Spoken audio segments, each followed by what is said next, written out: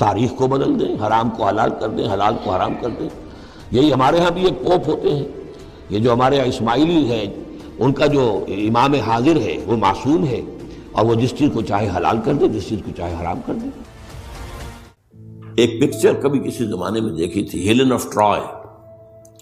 وہ ٹرائے کا گھوڑا تو بہت سے لوگوں نے سنا ہوگا، کہانی ایسی ہے کہ ان کے تو اسپارٹا اور ٹرائے کے آپس میں جنگ تھی، اس میں وہ گھوڑا ایک بنا کر اس کے اندر چھپا کر فوجیوں کو وہ شہر کے اندر لے گئے تھے۔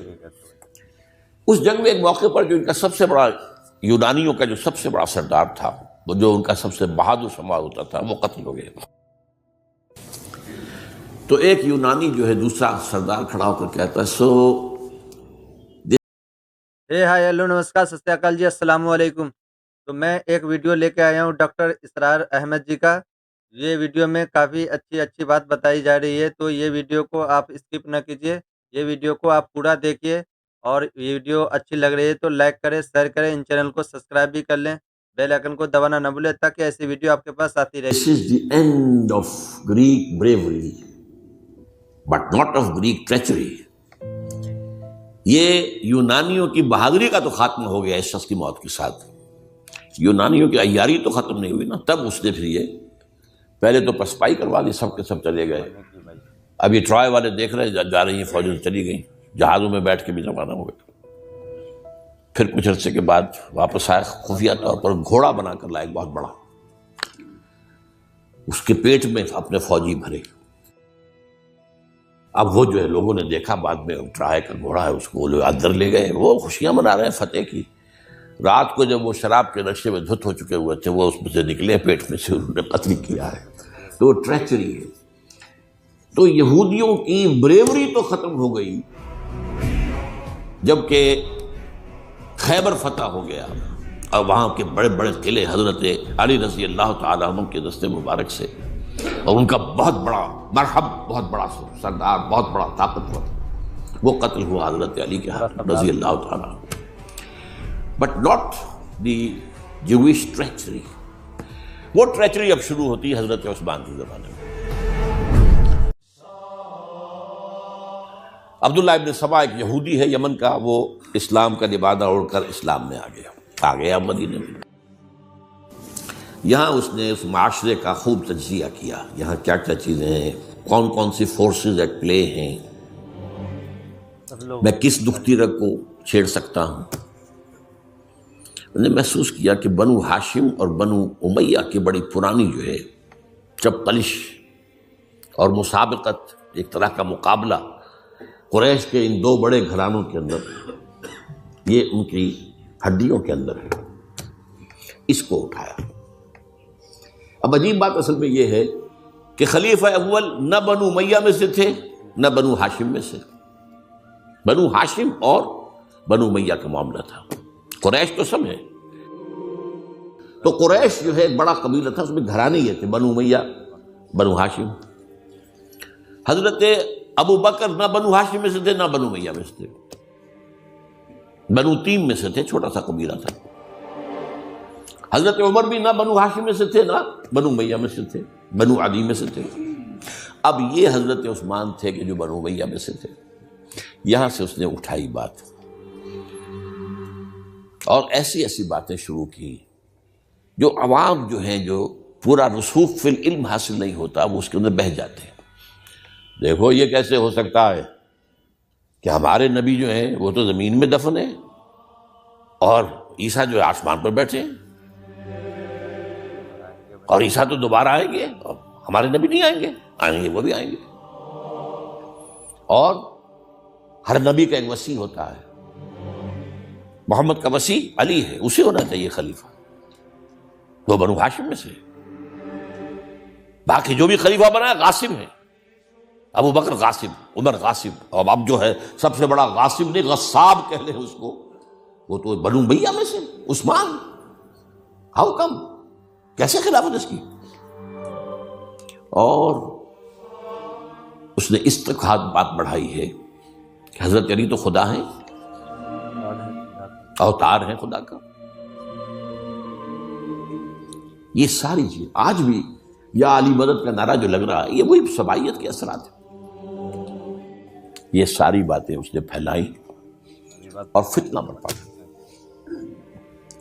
اور اس کی ایک خاص ٹیکنیک اس نے ایجاد کی۔ سب سے پہلے اس نے جا کر کوفے میں اپنا میدان جمایا۔ حضرت عثمان کے بارے میں تو اپنا بہت ہی، وہ تو اپنے رشتہ داروں کو پالتا ہے، ان کو عہدے سارے اپنے رشتہ داروں کو دے دیے ہیں، اور انہیں دولت انہیں دیتا ہے، یہ کرتا ہے، معاذ اللہ معاذ اللہ۔ وہاں پہ ذرا کسی نے جو وہاں کے گورنر تھے ذرا بات پوچھ کی تو وہاں اپنے ہم خیال چھوڑ کر شام چلا گیا، وہاں جا کے وہی بات، وہاں ایک گروپ بنا لیا، پھر مصر چلا گیا، وہاں جا کر وہی بات۔ اب ظاہر بات ہے اس زمانے میں نہ کوئی ٹیلی کمیونیکیشن، نہ کوئی ٹیلی فون، نہ کوئی تار، کوئی اطلاعات کا وہاں پہنچنا وغیرہ، اس میں یہ ہے کہ وہ فتنہ تو جنگل کی آگ کی طرح بڑھ گیا، اس کا معالجہ کرنے والا جو ہے اس میں حضرت معاویہ نے کہا بھی رضی اللہ تعالیٰ عنہ، آپ ہمیں اجازت دیں ہم آ کر کچل دیں ان کو۔ گورنر تھے شام کے، انہوں نے کہا میں فوجیں لے کر آتا ہوں ان کو کچل دیتا ہوں۔ حضرت عثمان فرماتے نہیں، جب تک یہ کوئی ایسا جرم کر نہ دیں کہ جس پر وہ گویا کہ زد میں آ جائیں، قانون کی زد میں، اگر یہ مجھے قتل کرنا چاہتے ہیں قتل کر دیں، پھر ان سے قصاص لے لینا، لیکن جب تک یہ قتل کرتے نہیں تو میں کس جرم میں انہیں ماروں۔ عمرو بن العاص کی طرف سے آتا رہا، لیکن بہرحال یہ فتنہ اتنا بڑھا اتنا بڑھا اتنا بڑھا، مدینے میں حضرت علی کہتے رہے آپ ہمیں اجازت دیں، ہمیں ان کو ختم کریں تھے۔ یہ ایک علیحدہ بات ہے، میری کتاب جو ہے شہید مظلوم کا مطالعہ کیجیے، آپ اس کی تفصیل میں جانے کا یہ موقع نہیں ہے۔ یہ کتنی بڑی عظیمت ہے، لوگ سمجھتے ہیں کہ یہ تو بڑی کمزوری دکھائی حضرت عثمان، میں کہتا ہوں اس سے بڑی عظیمت کوئی نہیں ہو سکتی۔ انہوں نے کہا میں کسی کلمہ گو کی جان لینے کو تیار نہیں ہوں جب تک کہ اس کے اوپر کوئی جرم ثابت نہ ہو جائے۔ کلمہ گو ہے حضرت عثمان، 1000 مربع میل کا رقبہ ہے جس کے اوپر کہ ان کی حکومت چل رہی ہے، اور فوجیں ہیں مصر سے اور دمشق سے بار بار اجازت مانگ رہی ہیں۔ یہاں حضرت طلحہ، حضرت زبیر، حضرت علی اجازت مانگ رہے ہیں، نہیں، جب تک یہ کوئی جرم کر نہ لیں اس وقت تک نہیں۔ جب یہ جرم کر لیں گے پھر تم لینا اس سے قصاص سزا دے دینا۔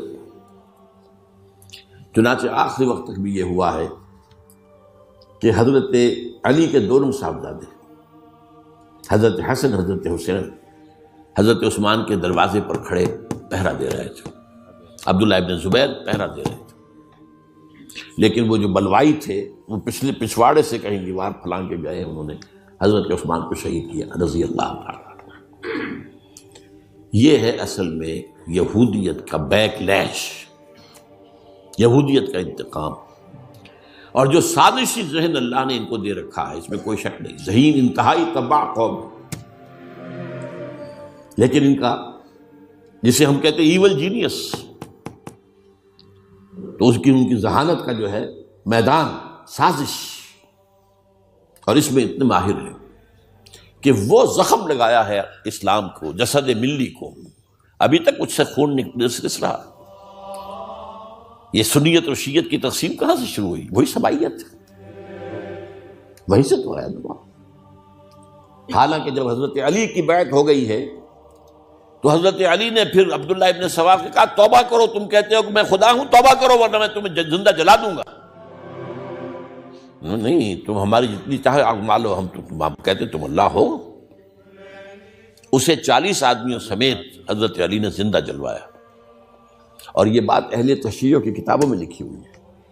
بدقسمتی سے آج کل اگر کوئی بات کی جاتی ہے عبداللہ ابن سبا کے خلاف تو وہ سمجھتے کہ یہ شیعت کے خلاف بات ہو رہی ہے۔ حضرت علی نے تو خود ان کی اپنی کتابوں کے مطابق عبداللہ ابن سبا اور اس کے 40 ساتھیوں کو زندہ جلایا۔ تو خدا ہے، تو ہمیں آزما رہا ہے۔ وَلَنَبْلُوَنَّكُمْ بِشَيْءٍ مِّنَ الْخَوْفِ وَالْجُوعِ وَنَقْصٍ مِّنَ الْأَمْوَالِ وَالْأَنفُسِ وَالثَّمَرَاتِ، بس اسی طرح ہماری آزمائش کر رہا ہے۔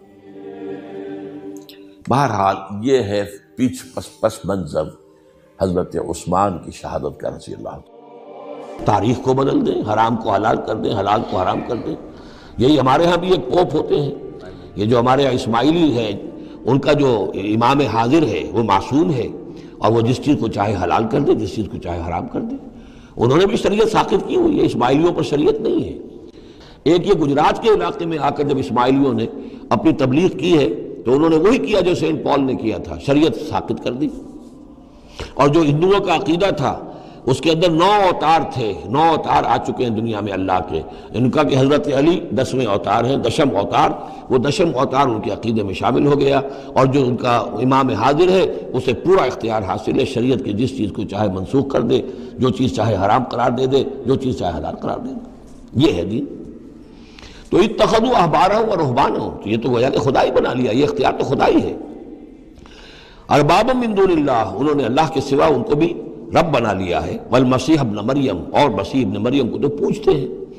وما امروا الا ليعبدوا الہا واحدا، انہیں نہیں حکم دیا گیا تھا مگر اس بات کا کہ وہ پوجے صرف ایک الہ کو، لا الہ الا ہوا، نہیں ہے کوئی معبود اس کے سوا، سبحانہ عما یشرکون، وہ پاک ہے اس سے کہ جو شرک یہ کر رہے ہیں۔